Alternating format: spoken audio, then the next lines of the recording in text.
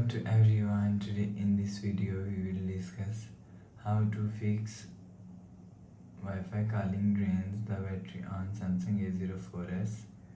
Let's start the video. If you want to fix this problem, so open quick settings panel, so just swipe down and turn on flight mode and turn off flight mode.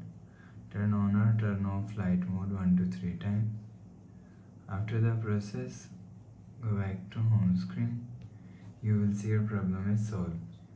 But if it's not solved, if you want to fix this problem, go to app library, click on settings app. Now in setting, scroll down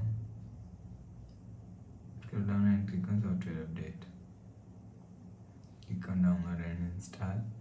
You will check your software update is latest. If it not latest, update your software latest.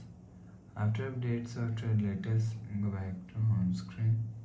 You will see your problem is solved.